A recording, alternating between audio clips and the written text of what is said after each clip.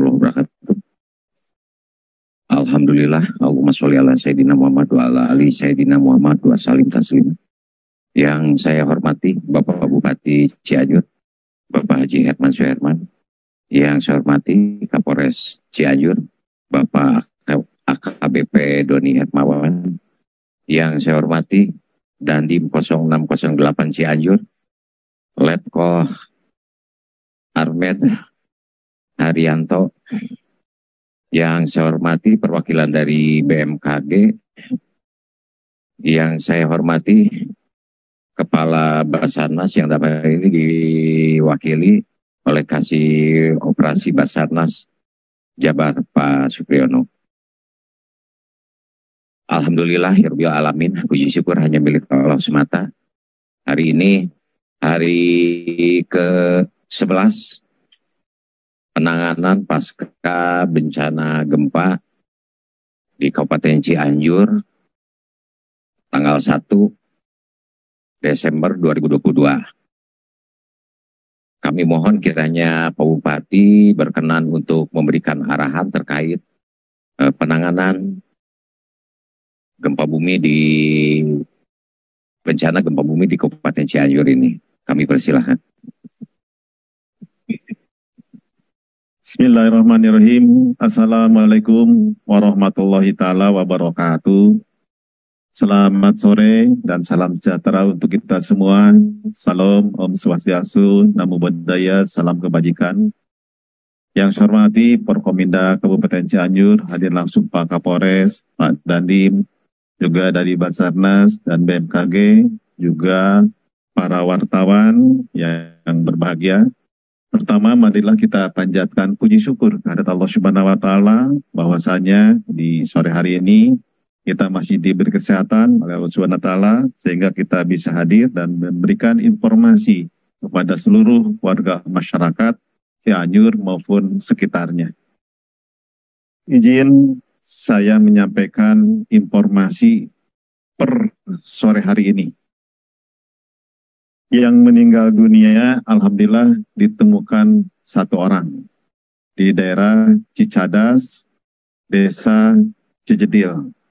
Sehingga jumlah yang meninggal dunia menjadi 329 orang. Korban hilang masih dalam pencarian sebanyak 11 jiwa. Tadi di Cicadas ditemukan pukul 14:10 ya. Karena situasi kondisi hujan dan juga tadi ada gempa susulan 2 kali ya, sehingga tim Basarnas tadi agak sedikit turun ke bawah, dan mudah-mudahan besok ya, kita ada waktu 2 hari lagi, mudah-mudahan besok bisa diketemukan.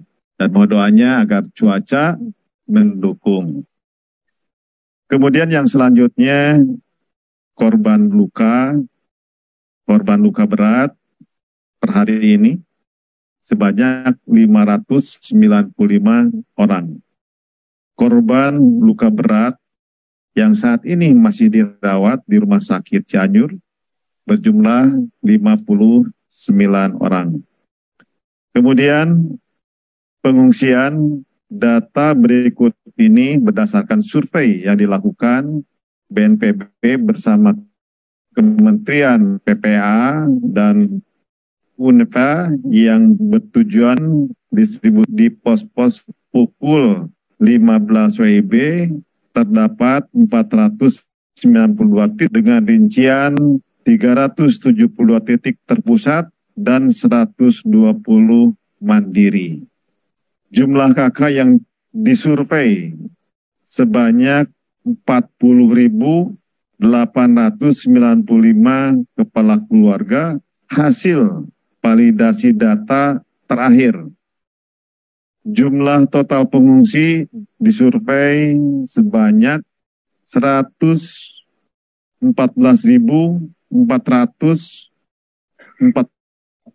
jiwa. Pengungsi laki-laki sebanyak 54.695 jiwa. Penyandang disabilitas sebanyak 146 jiwa. Ibu hamil sebanyak 1.300. Kemudian yang selanjutnya perlu kami sampaikan, kerugian material, rumah rusak tervalidasi sementara sampai dengan hari Kamis tanggal 1 bulan Desember sampai dengan pukul 13 WIB total 24.107 rumah dengan kondisi rumah rusak berat sebanyak 5.631,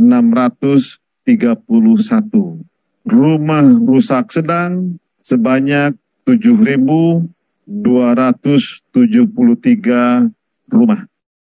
Rumah rusak ringan sebanyak 11.103.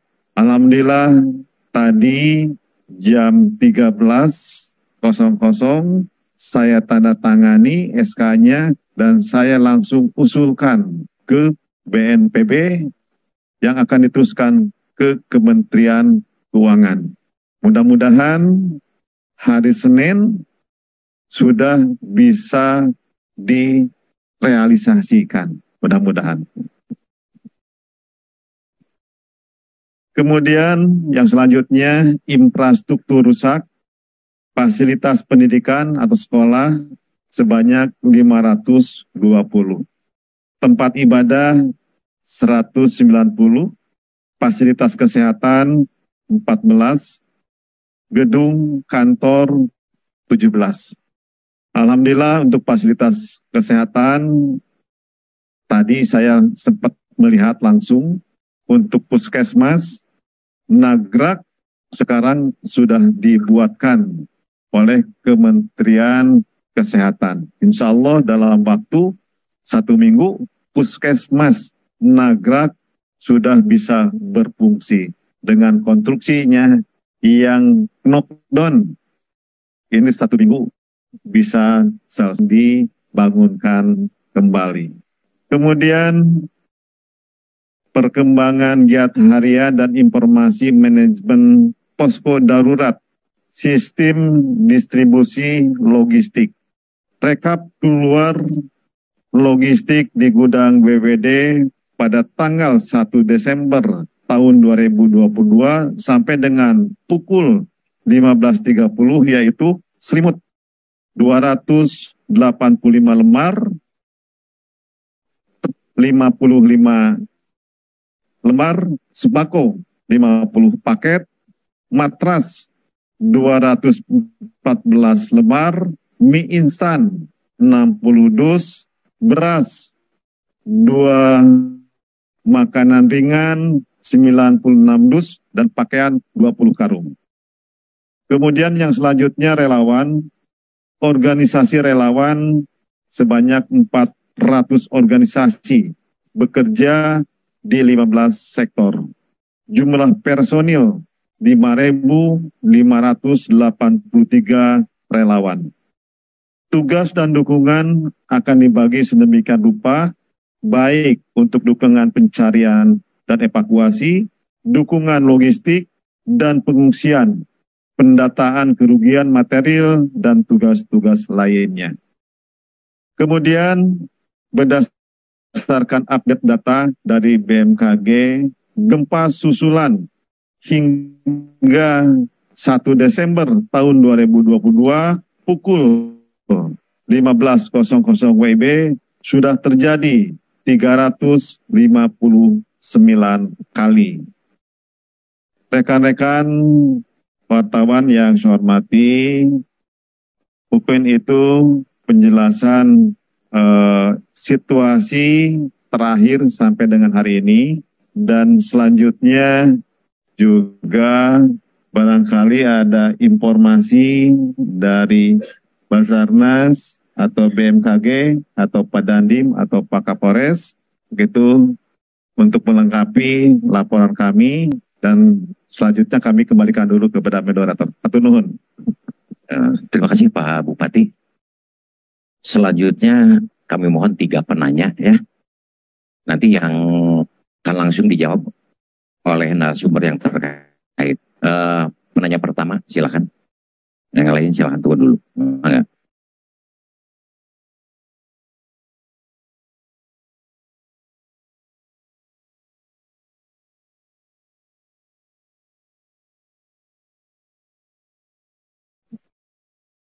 Ya, selamat sore Pak. Saya Dian dari kantor Berita Antara Pak. Mengenai hasil rekapitulasi donasi, pengumpulan donasi Pak, untuk asetnya terakhir itu kalau nggak salah 18 miliar Pak ya. Yang saya mau tanyakan adalah metode penyalurannya nanti akan seperti apa, lalu akan melibatkan tim pengawas internal ataupun eksternal atau tidak. Terima kasih. Oke, untuk bantuan-bantuan baik keuangan maupun barang yang diterima oleh posko pemerintah daerah. Untuk keuangan, tadi saya sudah mendengar, tadi mana ya, dari ancar-ancar sekitar 8 miliar. Tadi saya melihat itu ya. Tapi yang lebih update-nya, hari ini saya akan minta jumlahnya berapa. Gitu ya. Adapun untuk barang, saya tadi pulang dari lapangan. Ternyata barang-barang itu banyak dari relawan maupun penyumbang langsung ke lokasi-lokasi gitu ya. Dan ada juga yang ke posko. Nah, kami yang di posko-posko itu akan daerah mana saja yang belum terjangkau oleh relawan atau penyandang yang datang langsung ke lokasi. Saya tadi melihat di beberapa lokasi makanan-makanan yang siap saji dan beras untuk lauk pauk dan untuk dapur itu sangat banyak di lapangan. Terutama yang di pinggir-pinggir jalan. Tapi yang di dalam pun ada, tapi kondisinya tidak terlalu banyak seperti yang di pinggir-pinggir jalan.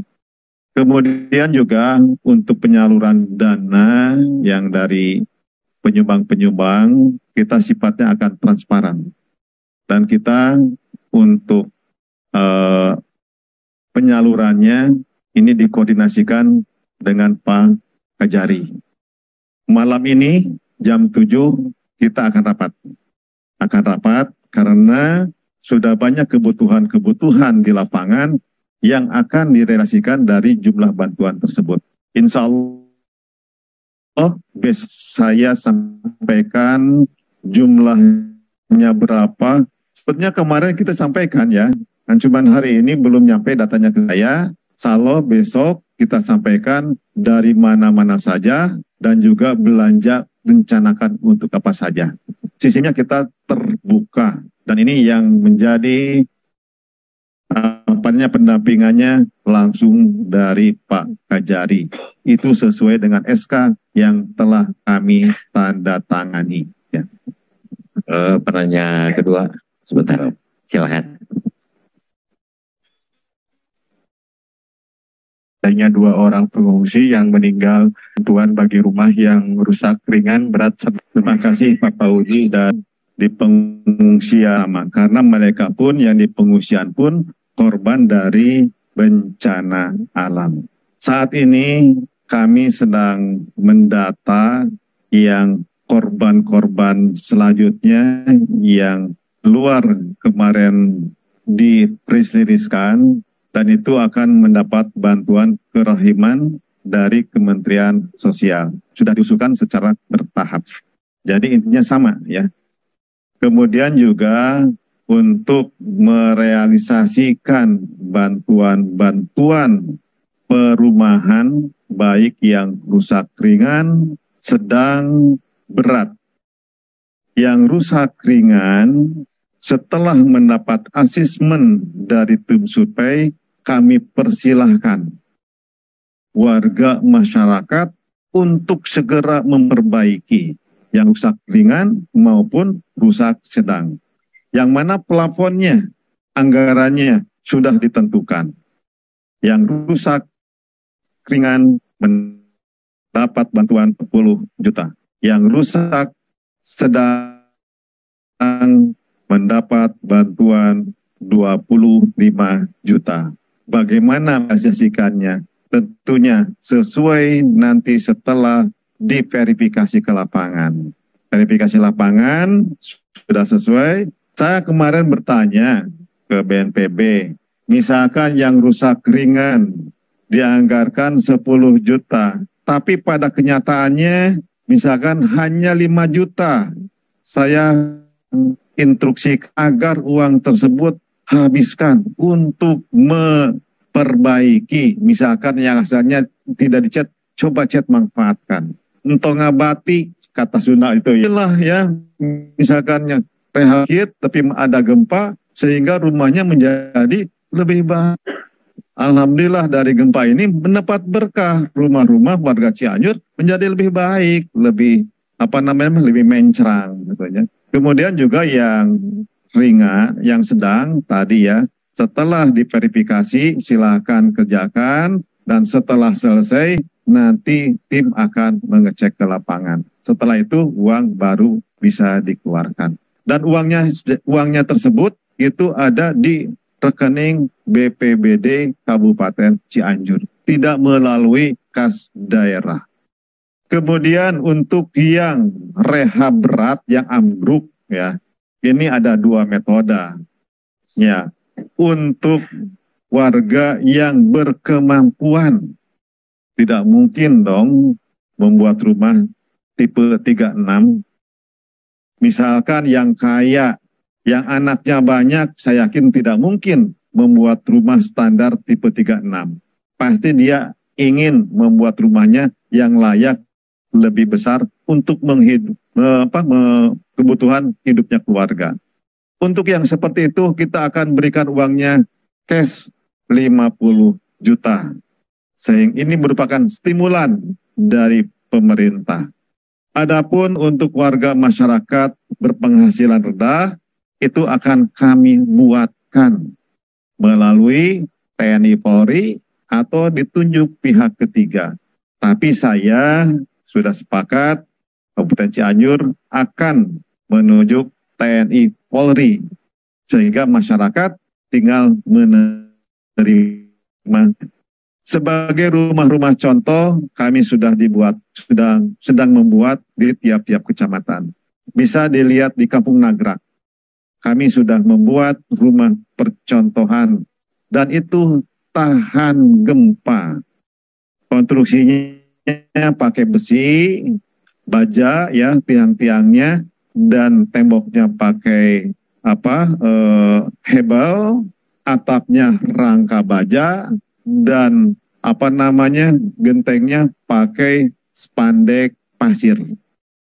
Sehingga 50 juta insya Allah bisa terpenuhi dan cukup untuk membuat rumah layak huni dan tahan gempa. Adapun isinya di dalamnya ada kamar, ada ruang tamu, ruang keluarga, ada dapur, dan ada WC. Ya, mudah-mudahan ini saya tadi sudah tanda tangan diusulkan, mudah-mudahan hari Senin sudah bisa direalisasikan. Untuk survei sampai dengan hari ini yang berjumlah 24.107 rumah. Rumah berat sebanyak 5.631, rusak sedang 7.273, rusak ringan 11.203. Terima kasih. Silakan penanya terakhir. Assalamualaikum warahmatullahi wabarakatuh. Semoga Bapak-Bapak Forkopimda dan dari Basarnas semuanya diberi kesehatan, amin. Dan teman-teman wartawan juga pada sehat sama liputan di Cianjur. Saya sebagai warga Cianjur dan wartawan Cianjur sangat-sangat mengkhawatirkan kesehatan kawasan tamu dari luar kota ke Cianjur. Ada 2 hal yang ingin saya tanyakan, Bapak. barusan saya ke daerah Cikancana, Gekbrong. Saya ke lokasi di sana. Saya survei masyarakat tentang rencana pemerintah untuk relokasi. 90% menolak. Merelokasi karena memang ternyata di situ kerusakannya sangat parah, Pak. Cikancana sangat-sangat parah. Malah di itu korban kecil 3 anak kecil yang mengaji tertimpa bangunan dan meninggal di situ. Kebetulan dari TNI ada dari 310, Pak, dari Sukabumi yang menangani di sana. Nah, satu pertanyaannya, bagaimana? Ini kan masalah klasik di Cianjur itu, longsor bukan sekali, banjir bandang bukan sekali, dan mereka harus direlokasi, tapi kenyataannya masyarakat direlokasi sudah mau dia balik lagi. Ataupun sekalipun menolak. Nah, itu bagaimana caranya, Pak, mengantisipasi itu?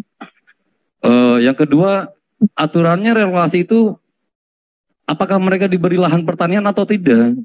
Atau untuk beternak atau tidak gitu, Pak? Kalau hanya memindahkan mereka tidak mau karena pertanian mereka di situ. Kalau dari Cikancana lalu timur ke Pacet itu nggak mungkin karena terlalu jauh. Mungkin itu, Pak, tadinya. Ya. Terus yang kedua tentang rumah rusak berat, mereka juga bingung. Karena beragam, ada yang memang dari berbahan kayu 50 juta mungkin bisa. Tapi yang permanen mereka bingung. Apakah dari pemerintah ada tambahan bantuan, disarankan swadaya kepada masyarakat untuk membangun atau seperti apa? Mungkin itu Bapak yang bisa saya tanyakan. Terima kasih. Wabillahi taufiq wal hidayah. Assalamualaikum warahmatullahi wabarakatuh. Oke, terima kasih Pak Ihsan.